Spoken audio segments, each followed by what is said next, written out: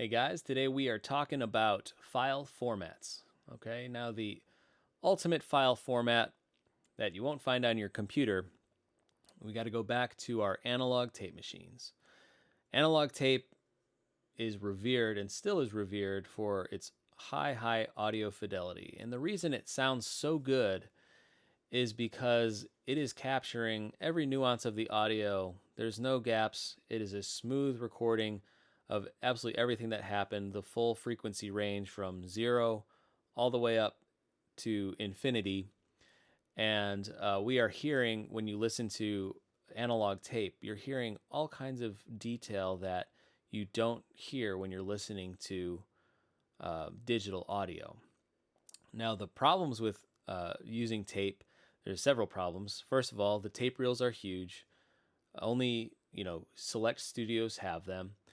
The tape machines are very difficult to maintain and require skilled engineers to do so, and need to be taken care of just right. The tape needs to be stored in a very controlled environment and needs to be taken care of. And even then, over time, unfortunately, the tape breaks down and the audio quality is lost.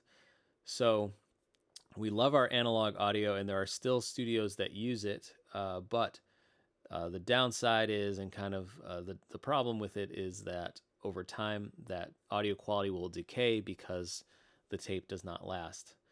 The beautiful thing about using digital audio is that no matter what, that digital sound can be kept for generations without losing any quality. Now, when we're talking about audiophile formats, there's different types of audio files. There's what's considered lossless, which are higher quality and also larger in size, like waves, AIFs, and there's a few other ones, but those are the two main ones. Waves are really the most popular.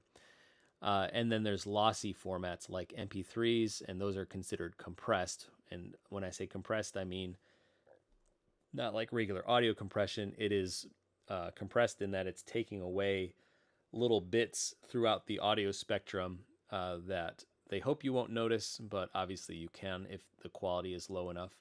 But the benefit of it is it saves a lot of space, so you can have many more MP3s for the same size of a WAV file. They're about 10 times smaller. So if you have a 40 megabyte WAV file, the MP3 version might only be 3 or 4 megabytes. Now, within the WAV lossless world, there is a large range of audio quality there in the lossless formats. And here I'm looking at my my digital digital audio interface, my Universal Audio Apollo. And right here you can see I can go from 44.1 all the way up to 192. And inside digital audio, there are two main components to determining the audio quality: the sample rate, which is what this is, and the bit depth, which we have to control inside our DAW. The sample rate is how many snapshots of the audio per second is the computer taking. So 44.1 kilohertz means 44,100 times per second the audio is being captured. That's a lot. So that's why CDs sound so good.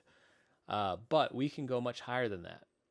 The bit depth for CD is 16 bit. For broadcast TV and high definition, the sample rate is 48 and the bit depth is 24. And these higher formats are convenient for if you want to capture more audio and then downsample it later on the exporting side. So if you were going to record for a CD, you may record your audio in 88.2 and then downsample it to 44.1 when you send it off to be mastered, or 96 if you're recording for broadcast television.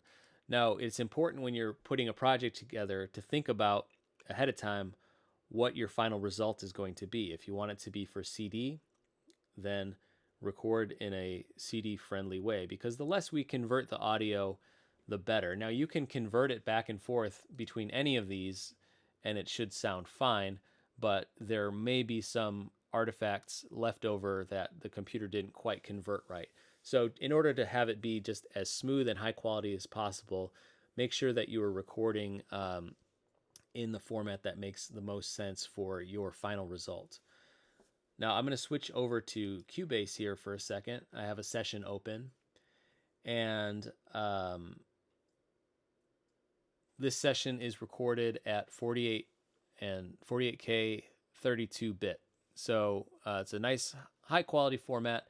And something to keep in mind is what sample rate were your samples recorded at, because whatever sample rate, you can of course downsample it, but you can never go higher. It's not going to be able to convert to a higher rate and have a higher quality, because it's the maximum quality that it was recorded at is the maximum quality that you are going to hear. So even if you convert it to a higher format, it'll work, but it's not going to sound any better. And as you convert it to a lower format, over the lower you go, the less frequency range is going to be available to you. So at 48K 32, that's a really good format, and my samples, some of them are at 4832 and some of them are at 4824. So I'm basically recording at the same sample rate as my samples were recorded at, so it's just nice and smooth. And then when I send it off to my publisher, they're using 4824, so it's a nice smooth conversion process, and I'm not having to convert my audio files a bunch of different times. Now, in terms of audio size, when you're recording at one of the higher formats, you're going to be recording double the samples, which means double the file size. And it's not going to be just for the entire session, but each one of these tracks has its own individual audio file. So if, say, each of these was 40 megabytes, and there's, maybe 25 tracks here, that's a lot of file size. So that's why a session can end up being several gigabytes, because you're storing all of that audio. So keep in mind, if you do want to record at a higher format, the file size is going to get much larger, and also it's more taxing on your audio interface. So you want to make sure that your audio interface has no problem recording that without having any glitches or audio dropouts happen. So kind of the happy medium for me, because I work with television, is doing 4832 or 4824, just depending on what my samples are going to involve. Okay, so let me just play a snippet of this, because we're going to be hearing this for some of my other examples. It's kind of like a TV urban kind of underscore thing for like a city scene or a maybe investigative scene.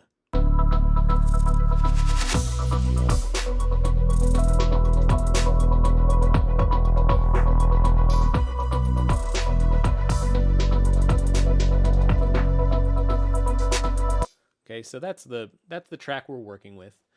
And now if I go over to my interface, and let's say another thing to keep in mind is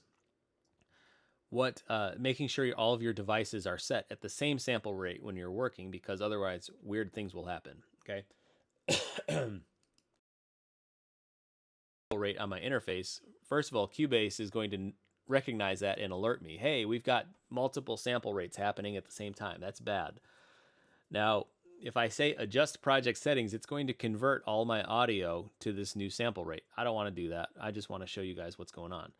If I say allow different sample rates, it's going to play my 48K samples, my 48K audio files at 48.1. And it even has this glow in orange to say, hey, you've got a problem here. So if I play it, listen to what it sounds like.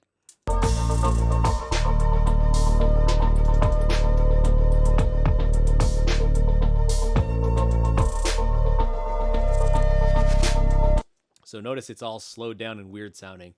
Now, some people will use this to effect, they'll intentionally downsample something to get like that weird kind of muddier sound. Excuse me.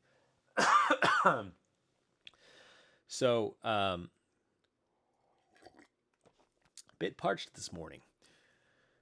All right, so on to our more file formats. So if I were to hit export audio mixdown, I can see here's my lossless. These are all lossless formats, and within my wave, I can choose to export it as any of these different formats. And now keep in mind, if I go higher than 48, it's not going to improve my quality because, again, my samples were recorded at 48. So, and the same goes if you record live instruments. If your original session is at 48 and you convert it to 96, it's not going to double the sample rate, really. It'll still work, but it's not going to improve the quality. Now, if you record your sample rate at 96, and it'll be really high sample rate, it'll sound really good. When you downsample it to 48, it'll still sound good with minimal artifacts because it's mathematically works out really well. And then again, my bit depth here, so I can change that if I wanted to export that for my publisher. If I wanted to do CD, I would select 4416, and that would be CD format WAV file at 4416. Now, let's talk a little bit about the lossy format MP3s or compressed file. And again, MP3s are useful. They still have a use, even though the quality is not as high. You wouldn't want to record in MP3 format. That would be terrible. But MP3s are great because you can email them back and forth. You can share them really easily, and they're much smaller. So they're very convenient for kind of the production process if you want to share ideas or if you want to send a demo or something like that. That is a good way to do it. Another way you can do it is to put it up on SoundCloud, but that's not really part of this video. So inside your MP3, you've got these codec settings, and that's going to determine the quality of the MP3 because not all MP3s are created equally. So I can create a much higher quality MP3 by choosing a higher bit rate. 320 is the highest you can go with an MP3, and you'll notice the sample rate is higher. So higher sample rate, and then the bit rate is much better. As I go down, the audio quality will get less. And I'll show you that in a second in another program that I have. Another cool thing about the MP3 is this ID3 tag. You can put the track title, your artist name, all this extra information so that when the receiving person plays it, all of that detail will show up. Whereas a WAV file does not have any of that information. It's just going to be whatever the file name is. So moving over to another program, I want to show you inside Ozone, which Ozone is a program that I use for mastering my audio. Here's our song, same song. I just bounced it to just a stereo file, and it's had its mastering effects put on it.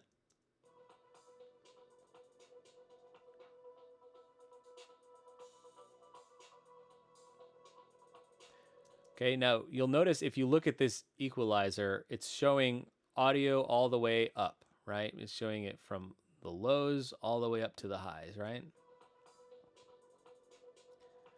And you'll notice that even at 20K, there was still audio to be heard. So if you have a high quality interface that can handle more than 48 or 44.1, you might actually be hearing more frequencies than what are even available here because 48K goes well above 20,000 hertz. So high quality. Now, what I can do here is monitor what my MP3 would sound like. So if I switch over to my codec settings and turn that on, I can listen to what will this sound like as an MP3. Now at 320 kilobytes per second, it sounds pretty good.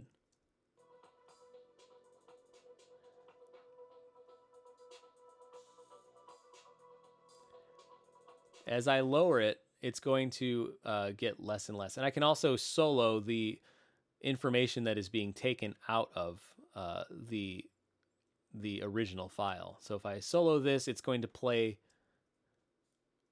So you can hear the highs. Primarily, MP3s take out the high frequencies, and which is why they'll sound more and more grainy the lower our bit rate goes. So just listening, it doesn't take a ton out at 320. If I go to 256, it'll be a little bit lower. And as I lower this, you hear more and more is being taken out. So if I play this one, you'll notice there's a drop in quality. And you really start to notice it in these settings here. Now, if I go to 96, you'll really hear it in the highs.